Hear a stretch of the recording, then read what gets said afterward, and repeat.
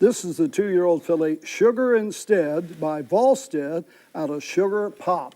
And this is the one you've got high hopes for the next generation. Yes, that's the one I want to take a chance with in the next generation. What makes her special? She does everything professional. I mean, she does it like a 3-year-old, like she'd been there before. How hard was it to let one go like that you knew had that much talent at the time?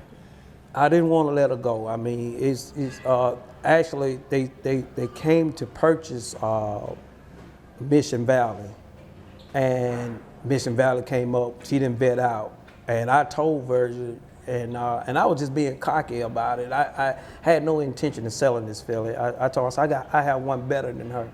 He looked at me. He said, a 3-year-old? He said, I said, no, I got a 2-year-old who's better than her. He said, man, he said, no way, no way. And when I first qualified her, they didn't even say nothing to me. I only qualified her in 2 minutes. Second time I qualified her, she went 57, and they opened their eyes, and they still didn't think she was the real deal. And the deal was that I only drove her in the next generation. After that, I didn't even supposed to even drive her anymore. That was, you know. I didn't realize that. Yeah, see, a lot of people think that was in the deal, but it wasn't.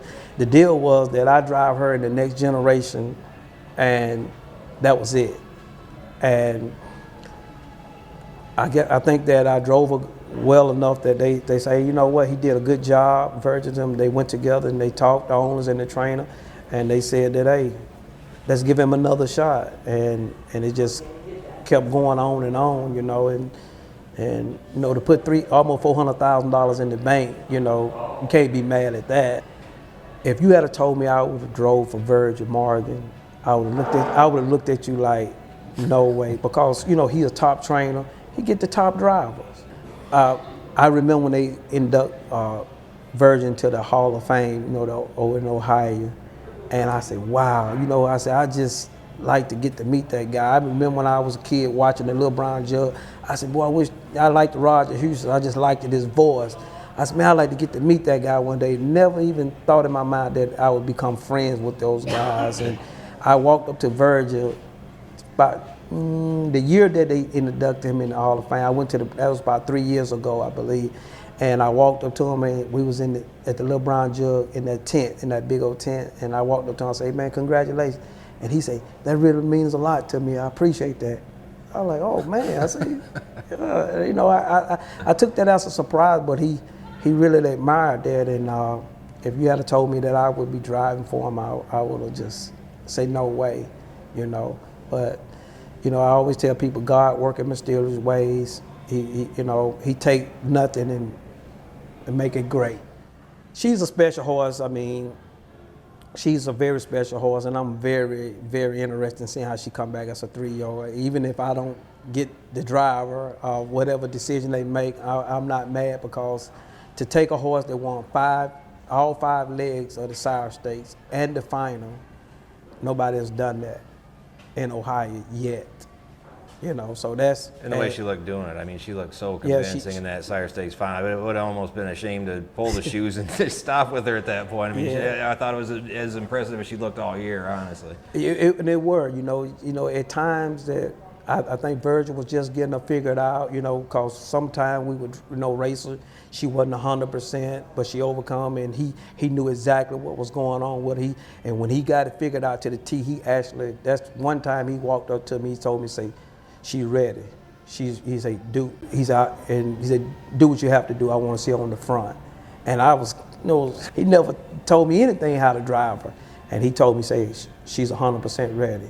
And that's, if I had looked and saw that quarter in 26, ain't no way out of pull her. I didn't even think she could try the quarter in 26. But I mean, like you say, she should have tried at 54 today if I wanted to. I mean, if I had just tapped her a few times, but I was so happy I wanted to just jump out the bike and run across the winter circle myself. You know, to look back and see that you know, off a half and 55 and you still pull 4, 5, 6 lengths in front of the field. I mean, to replay that race in my head, you know, you get to the quarter in 26, I get to the half in 55, and I actually thought independent. I knew she was the only horse that even had a shot. And for her, she pulled at me on the backside and couldn't get no further than my back wheel. I was like, my heart was skipping a beat. I said, I can't believe this is going on. And when I got to the top of the stretch, Aaron Merriman, he comes and she put him away. And I was like, is it in the bottom to her? You know, I was like, you know, she just don't have no quit to her, you know.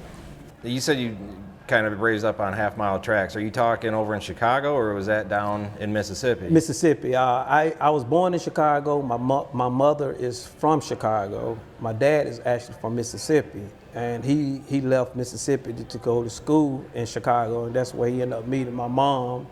And he decided to, you know, he got called into the ministry, and he moved back to Mississippi to carry out his ministry. And that's where I started out from, you know, just riding horses on the dirt road. I didn't even know what a track was. I didn't know anything about standardbred. Ended up, my dad kept me to a race. I met a guy by the name of James Mason. He had a half-mile track, and my dad carried me to a race. He was in partner construction with this guy. And from the first time I ever saw a guy sit behind a horse in a sulky, I fell in love with it, and I knew that was a passion for me. I wanted to do it. I've mentioned this to you before. I mean, I've been around horse racing my entire life, and I didn't know that there was racing in Mississippi. It's not like pari-mutuel or sanctioned, right? Do they still, there's purse money involved? Yeah. How big is it down there? I mean, yeah, it's no pari-mutuel racing down there. We have one county fair. Now we have two county fairs. We got the Neshoba County Fair, which is in Philadelphia, Mississippi. Then we got Cooper Down, which is in Jackson, down in Terry, Mississippi. And that's where I started out, in Philadelphia, Mississippi. And our biggest thing was most of the trainers have their own little individual private tracks. And every Sunday we would get together and go to each track each Sunday, and that was our biggest thing. Our biggest purse when I was racing was $600 to it, and if you made it to the invitation, it was $1,000.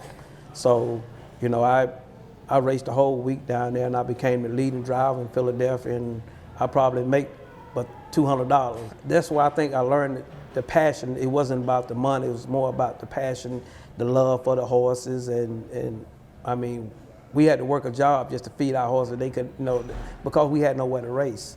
So, but we trained all year long for one week out of the whole year, and that was the end of July. 100 yards away, Sugar Instead, Drawn Impression, Miss ILA on the far outside, Senorita Palema on the scene late, Drawn Impression wins. Senorita Palema was second, then Sugar Instead and Miss ILA in 1:57. Sugar Instead is second. Warrawee Michelle now moves to the outside and is advancing from third. Drawn Impression is also up on the outside, second over. And third over is Soiree Hanover. Chapellonia to the inside as they now move into the stretch. Sugar Instead went off stride. Joined by Virgil Morgan Jr. Rough one last night with Sugar Instead. Very disappointing, you know, couldn't have looked better at the quarter. At the half, I was... you know, I always look behind to see who is live in the race when I'm in front, and it looked really good, and the three-quarter pole looked good, and she just took a bad step around the last turn, and unfortunately made a break. But you know, she had trot, the earplugs were still in. You know, what would have happened, we'll never know. But she is definitely disappointing.